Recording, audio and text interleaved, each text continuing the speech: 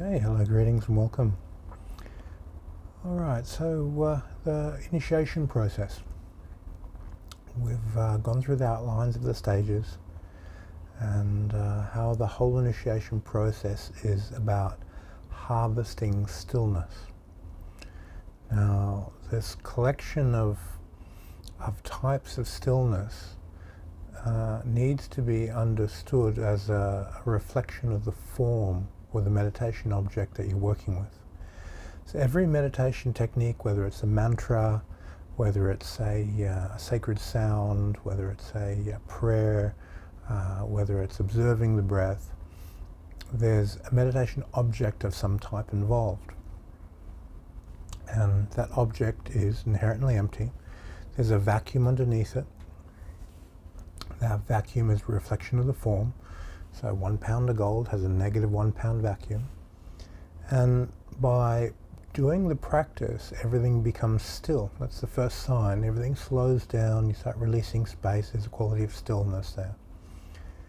That type of stillness which arises from that particular practice is a different type of stillness that arises from different practices. And these collection of types of stillness is the fundamental framework of your practice. When you generate equanimity in relation to a meditation object, that your mind becomes still and you can access the concentrated state at any time, it means you've equalized with that object in the positive and negative sense, in the form and the formless sense. So it's time to move into a higher frequency meditation object. So this harvesting of these different types of stillness create a type of equanimity or a reduction of static within your mind substance that allows you to raise to higher levels. Now, every practice and initiation text has a side effect of the stillness. And step 1 mental training brings you into this awareness where you do the observing the rising, falling away, then you do the 1 point of concentration, and then you enter the stillness that arose from these 2 different types of concentration. And the whole process from beginning to end is the cultivation and harvesting of equanimity, different types of equanimity. Very important to grasp this within your practice. The reason we want to harvest equanimity is that we're fundamentally bound. The mind is bound to the ego is bound into a body, and the only thing that unbinds is equanimity. It's the absence of static. When your mind touches something, it engages it and produces a mental astral matrix, and it builds a story around it and builds static. It fabricates an illusion. When you cultivate stillness, the stillness itself defabricates the illusion. It neutralizes the mental astral matrix. Your mind is freed up and it can rise up and down the vibrational scale. So every skill in Hermetics, you already have done the skill for many incarnations. You have already owned that skill. It's already present in your higher light bodies. You're a vibrational match to the universal mind at this essence level. So everything that you want to develop within the initiation process, you've already got. So why don't you have it? It's because of the static between you and the skill set. And the harvesting, the collection of equanimity in relation to each skill allows those skills to arise. Now, what skills arise first are the skills that's a part of your life's purpose.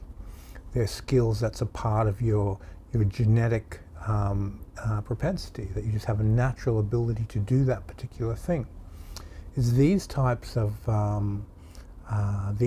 skills which arise first because they are closest to the surface. Skills that are not part of your life's purpose, they're much deeper, so they arise later. Now, another reason why equanimity is so important, you have to be equanimous to the skill. Otherwise, the skill is going to own you rather than you owning it. An example would be tantric sexual practices. Very few people are equanimous to tantric sexual practice. They're more of a slave to it.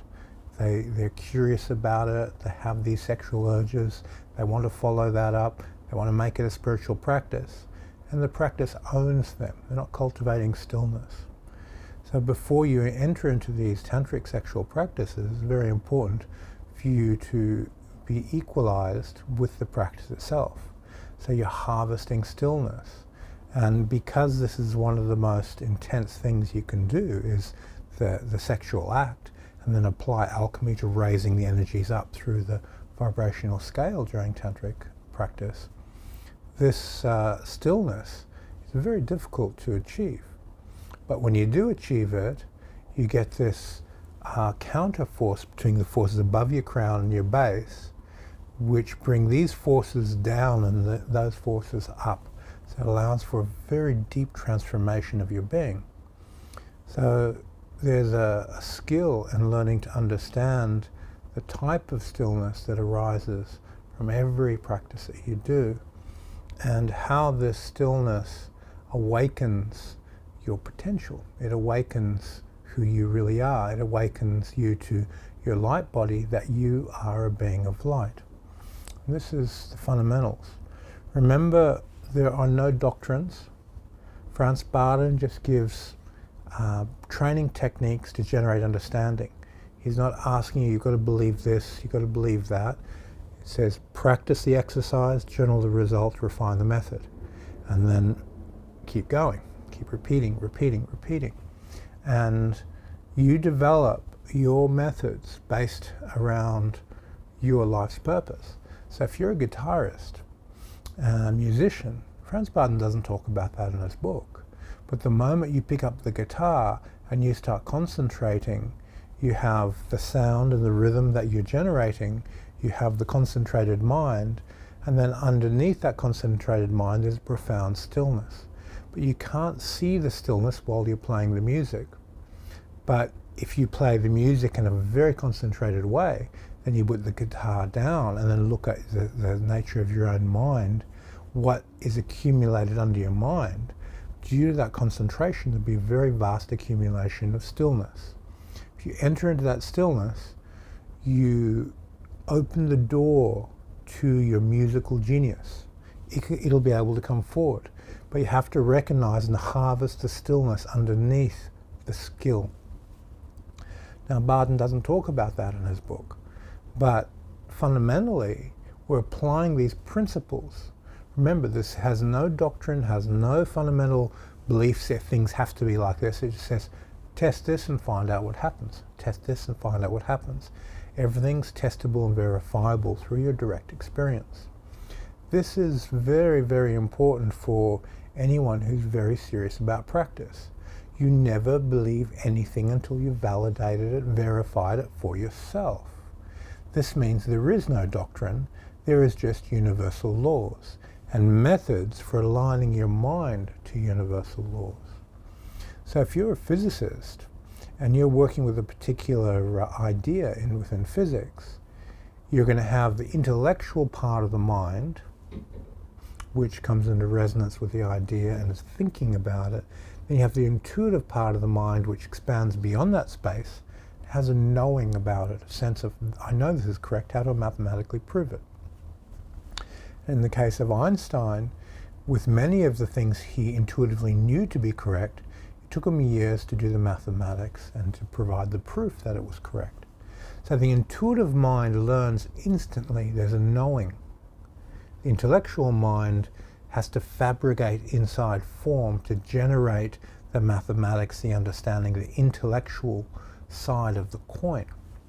Now, the nice thing about the intuitive side, everybody has that. They just need to cultivate the stillness to access that type of genius. Everybody has a different type of genius. So in the same way that your face is unique, your body is unique, you are a unique individual, you have a unique personality, your genius is unique. That higher part of you is unique, and we have several different layers of genius. Now, the first layer of genius is in our physical genetics. So you may be born into a musical family and you're good with music. You maybe have an astral genius inside you that's very, very, very skillful with articulating information, very skillful with expressing yourself verbally, with writing, with music. And it's more of an astral feeling expression. This is a different type of genius to a physical skill. So the physical skill will obviously interact with the astral genius, the genetic genius and the astral genius. They may be synced or they may not be. Then there's a spirit genius. Now the spirit genius is a part of you that, actually before that we have the intellectual genius. Now the intellect is a person of a very high IQ, a person who's able to process data at a much faster rate than normal, and they're considered to be a knowledgeable person who you can look to for good advice. The spirit genius, that part of you is a part of you that is in resonance with universal laws. Now, it understands fundamental principles of the universe. And this understanding is what we basically are cultivating in the initiation text. We want to open the spiritual genius. Now, if you're opening the physical genius, you could become a master of martial arts. You could do the astral genius, be a master of Tai Chi, or the intellectual genius, be a master of technology, or spiritual genius, be a master of universal laws. They're different types. Now, a person might have a different wavelength on each of these levels. They're not always in resonance with each other. Some people may have an intellectual genius but come from a family of people who aren't educated and haven't developed that side of them. So that's not in their genes, it's just something that arose in an aspect of spirit. So in their past incarnation they're very highly intelligent, and that skill just simply awoken in this incarnation. Okay, so with the cultivation of stillness and the harvesting of stillness, it's a reflection of the form. So when you're selecting your meditation objects, if you select sacred objects, deities, deity symbols, sacred mantras, sacred prayers, sacred places, sacred temples, when these become your meditation objects, the emptiness underlying it is different to meditating on your breath or meditating on a random object. The stillness underneath a place where thousands of people have prayed is deep and profound. And when you go to that place where thousands of people have prayed and that becomes your meditation object, you enter into those thousands of prayers and you harvest that sacred stillness underneath the form, that interaction between the deepest part of a person's being and their spiritual nature and their connection to their divinity. That interaction, that's an infinite type of stillness. It's a different type of stillness to meditation on the breath. The breath and the body is limited, so you'll get a limited stillness. When it's something sacred, it's an unlimited stillness underneath it because of its very nature of being sacred. So when you start engaging these different meditation objects, by selecting your meditation object very carefully, you generate a totally different mental change, an astral change, and a physical change based on the meditation object. So meditation on the breath, for instance, will make your body very calm, very still. It'll reflect in the stillness of the body because the breath, for the most part, regulates the body. So this understanding of the stillness which arises from different meditation objects will cater for different parts of your being. So if we were to categorize, we have physical meditation objects, we have astral meditation objects, we have mental or intellectual meditation objects, we have spiritual meditation objects, we have meditation objects that are formless in the Akasha, and we have meditation objects which are non-dual in their nature. Now, it's important to work up this vibrational scale of meditation objects and harvest the stillness on every level of the vibrational scale. Why would you want to do this? Well, when you come into your physical body and vital breathe, you want to enter into an equanimous space in your physical body. As you relax into the astral, you want to be able to transform the energy up through the astral body. As you go to the mental, you want to transform that up through the mental body. As you move into the akasha, you want to be able to open your crown, move that energy into the akasha. Then you want to move it up into light. And where you burn the energy or you amplify and take ownership of that energy as you transform the lower energies to the higher. Now, if you'd only done meditation on spiritual states, and there's a big gap between your astral and physical, you can't take this energy and put it there, because you haven't cultivated the central axis and the energy for the alchemy to transform upwards.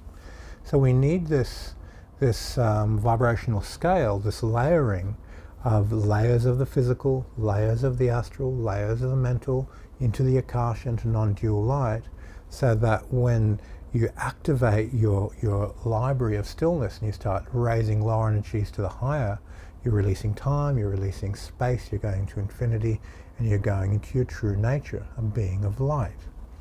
To get these layers so the energy rises and consciousness ascends, you need to have the stillness harvested very close to each layer. If they're too far apart, the energy doesn't want to jump, it sort of blocks. So this fundamental principle of alchemy is very important in your spiritual practice, that you understand that everything has to do one layer at a time, one slice at a time, move up the vibrational scale. It's also important to understand there is no doctrine, there is no system, there is no thing that you have to believe in. Franz Barton's system just gives you a series of processes in which you go through the processes and rise up the vibrational scale and ascend. Now, when Barton wrote his book, remember he was in a sort of like a biblical type of era. There was a strong religious consciousness. There was a lot of old school group consciousness thinking, and he presented that book to that audience in that time. Now is a different time.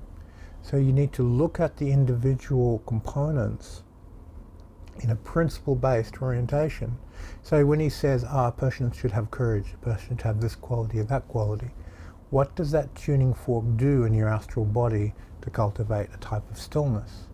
When a person has courage, that water element, that ethical part of their being, becomes strong. Now, when you observe that quality of courage to the point of stillness, where you contemplate it, interact with it, so that you harvest the stillness underneath it, that quality of courage flourishes, it becomes strong, it becomes a powerful platform. You now own it because it's a part of the stillness that you've cultivated underneath it. When a person has a type of stillness in their personality, in their persona, it can almost be scary. That like, oh, okay, that guy's not putting anything out. He's very calm, very, very still. If it was in a military environment, that's the person you should be scared of, not the crazy guy who's unbalanced.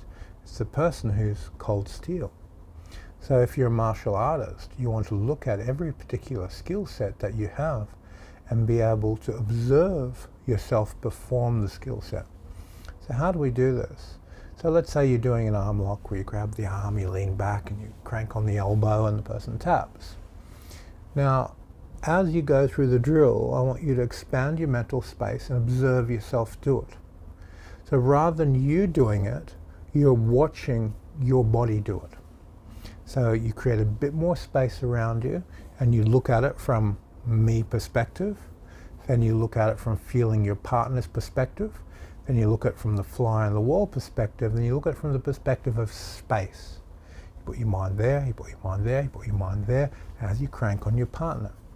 What this will do, it'll cultivate a type of detachment of emotion, a type of detachment of performance anxiety, it'll detach fear, it'll detach all the resistors and allow the spiritual mind to perform that armbar, to perform the technique. And the spirit, remember, what's the laws of the spirit? It has to be outside and beyond the body to become activated. So when we're vital breathing, we have to breathe outside the body, stretch, breath, will, there, then the spirit senses start to wake up. Because if your mind is inside the body, the spirit senses can't wake up because your physiology controls your experience. But inside of this space, yes, your spirit senses can start to awaken. This is very important to recognize, that when you're doing any technique to bring it into stillness, you have to make your mind bigger than the space and look from different perspectives, from inside your partner's body, from the space around your partner. As you observe from outside of your body, you become stiller, quieter, more confident, more powerful, more spiritually aware, because the spirit senses are allowed to awaken. So any of you who have trained with me before, you'll recognize that I'll say, okay, touch your partner's base. Feel the tension inside their body. Feel this, feel that. You're inside of them. You're not focusing about how you feel. That's not listening energy from a fundamental development level. It's what your partner is doing. You want to feel the intent in their mind. You want to feel the energy arising. You want to feel the mechanics connecting. And you want to be released of time. So, oh, here it comes. Got him. Here it comes. Got him. The only way your spirit senses are going to be able to activate and do that is if you release space, you occupy a bigger space than your body, sit inside your partner, observe from within them, observe from around them, and stillness arises as a byproduct of that observing. Then spirit senses wake up, your intuition wakes up, and you start going, ah, that's how it works. That's the key to awakening the spirit, by expanding the spirit further than the parameters of the body. Okay, so this little revision, I know I've gone through this a few times on the videos already, but it's the heart of practice. It's the soul of what we do. It's the spirit of Hermetics. Don't get caught up in techniques and doctrines and chi balls and, oh, I've got to store energy here. Don't get caught up in any of that nonsense. Just practice the exercises. And when you break down these 10 steps, train your mind in a big open space, train the astral, bigger than the body, train the physical exercises from a vital perspective.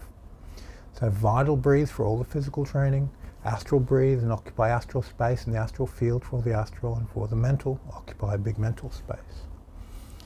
Now there's 3 bodies, and each body you have stages of developing it. When you vital breathe, it's first you feel vitality. Oh, there's vital energy. There's energy around this body.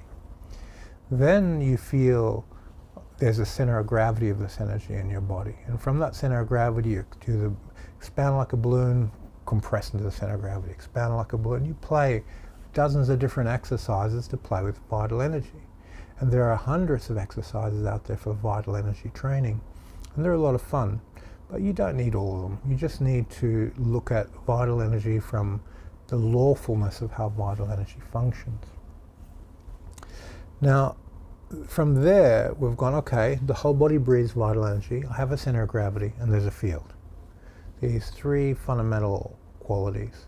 The field is the most important because this is what gets your spirit senses to feel life force. It's out there. It's big. It's a big space. Then when you come back in here, your mind is on the right frequency. When you pour breathe, your mind is on the right frequency. Then when you take that vital energy and you slow it down, release time, and you move to the heart center, to the center of the astral body, and the astral body has a center. You astrally breathe the thick, heavy, slow fluids, then you relax and release your mind into the astral field. Okay, there's a body of energy, there's a center of gravity of energy, there's a field of energy. Again, you go through those 3 principles astrally. When you start releasing space, you have to recognize what are the parameters of this physical body. Where are the edges of the physical body? Where are the edges of my astral body? This is a cocoon. It's an astral space. It has limitations. Then when you start feathering off those edges and releasing space, you'll go into pure mind, pure consciousness. You can't go into pure consciousness, into mind substance, if you're sticking to the form. So you have to let go of the form and move up into spirit. So we do this by releasing space.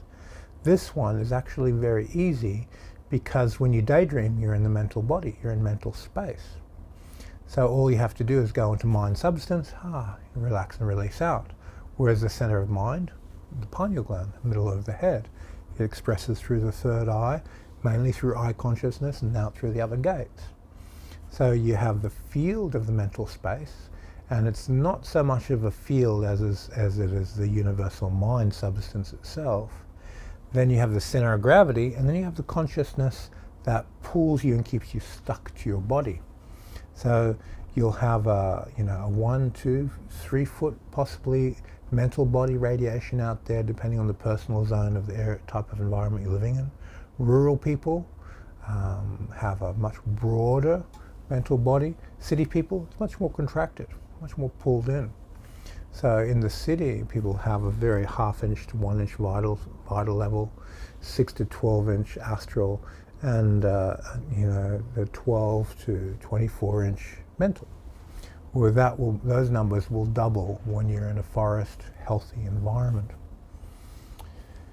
Okay, so you've gone up through these levels, and then how do you open your crown chakra? How do you get the energy through? Well, it's the cultivation and the harvesting all these different types of stillness, which allows you to go into that infinity quality. Barden's exercise of putting the 4 elements of the 4 regions is genius. When you put earth, water, air, fire, contemplate stillness and equanimity of each element, and then the active elements above your solar plexus with the passive elements below your solar plexus, put your mind in the midpoint, the most equanimous place in your body, and just relax through the physical, relax through the astral, relax through the mental, and then start collapsing your mind and making it smaller, smaller, smaller until you hit that infinity point. Now the reason why we go in and not out is the particles inside of you are appearing and disappearing all the time. It reaches a certain size where it becomes very small, then it disappears. It goes into the Akasha, it reappears. And then it disappears, and it reappears. Now this disappearing and reappearing, it's a pre-established pathway between form and formless.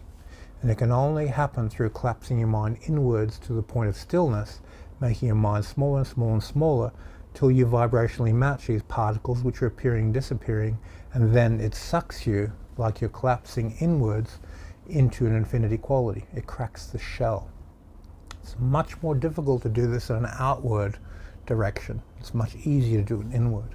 The reason it's easier to do it in the inward is it's happening to you all the time. The reason we go into the solar plexus, it's the most equanimous place of your body. So this depth point and your center of gravity, they're two different things. The depth point that Barden talks about of the solar plexus is the meeting of the active and passive forces of the elements. It's the most equanimous place in your body. It's the center of the mental, astral, and physical forms.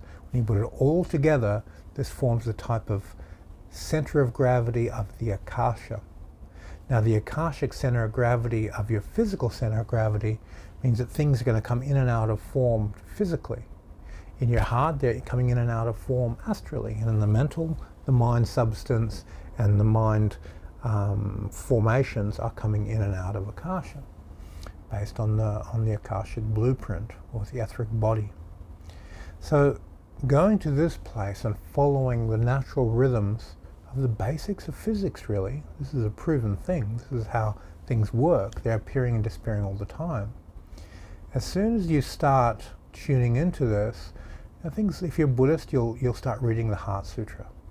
And the Heart Sutra is the way form and emptiness are codependent in their relationship. And of course they're talking about limited emptiness, not unlimited emptiness. Now this relationship, when you start contemplating these sutras and you start practicing it, it's you're signaling to your body consciousness, your unconscious, your spirit, and the divinity within that I am ready to enter Akasha, because you start reading these sutras and you start practicing a method that's in resonance with taking you there. Now, as soon as you started to enter into the Akashic space, it's going to be very quick. You're going to come in and out, and you have to stop. Now the harvesting of stillness of all these other exercises is going to allow you to enter into that stillness and remain there for a little bit longer before you come back.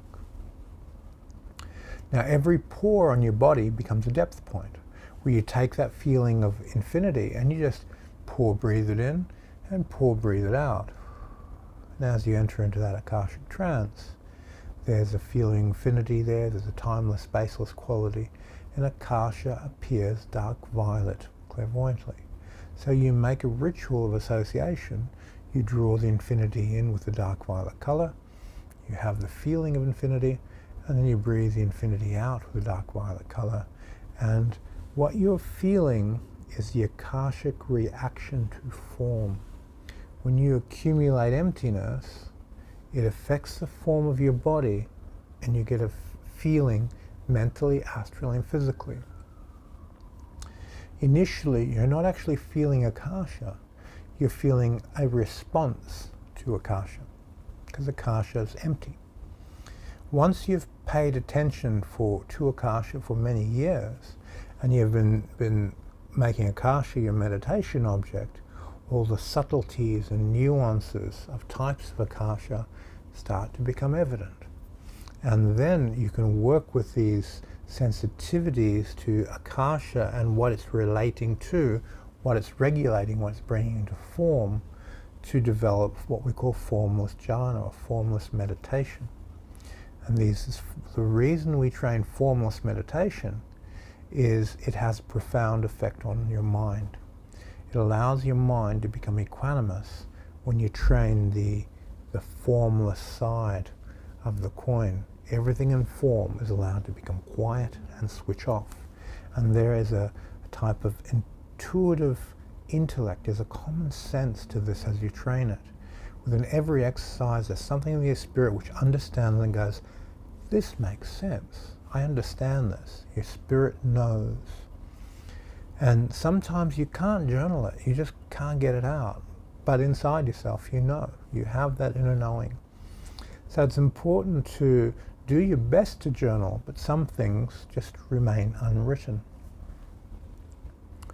Now, as you're going through this process of developing Akashic trance, and then you bring the Akasha up through the crown to open your crown chakra, because that's what opens your crown, is an accumulation of Akasha. Then we're at this point where we look at our own mind.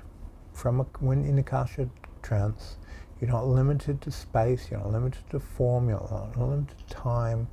You can just flip the mirror on yourself and look at your own mind. And your mind is essentially light. It's a spark of light. The intensity of this light, the brightness of this light is a reflection of how much attention you pay to it. When you're in resonance with that spark of light, it becomes brighter and brighter and brighter. And it becomes a guiding light within your life. You become a light unto thyself, unto thy own practice. You become your own teacher. So my duty as a teacher is to take each student to the point where I'm not needed anymore. You don't need to ask me questions on practice, because that inner guiding light already knows, and you're in resonance with it, and you understand your spiritual journey. And then your teacher just becomes a friend. And that's what we're after with spiritual practice, is to have a lot of friends. And there's always times when you reach a point and you just need someone to bounce an idea off and go, of course, I knew that, but I couldn't verbalize it. So surround yourself with fellow practitioners. Surround yourself with people that inspire you to practice.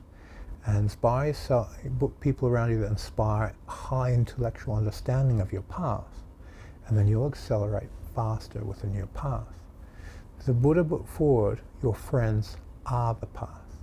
He didn't say they're a part of the path. They said they are the path itself. The road that you walk on, your spiritual journey, is composed of the people that are around you. That is the path. So you don't walk alone on this journey.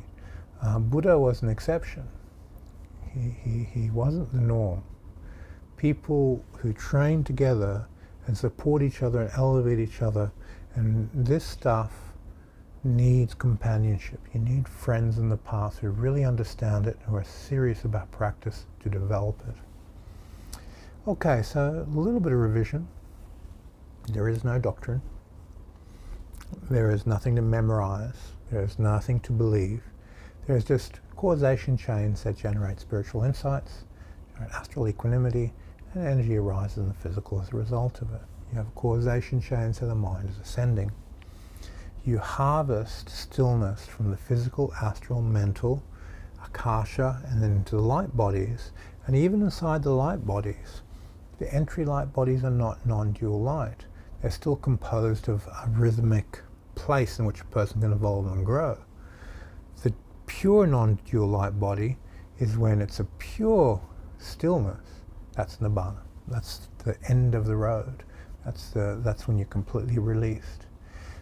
If there's any type of static doing this, how can it be non-dual? You have to have that for ascension to take place. You need some sort of vibration. But the vibration is so small that your own will and your own connection, accumulation of stillness exceeds it. So you don't need to reincarnate when you go to a place like this. You can remain there and develop yourself, but it's very slow. When you're in a body, you have this rhythm that you're exposed to. Exposed to that larger rhythm allows you to accelerate in your growth very quickly, just due to the nature of the law of rhythm.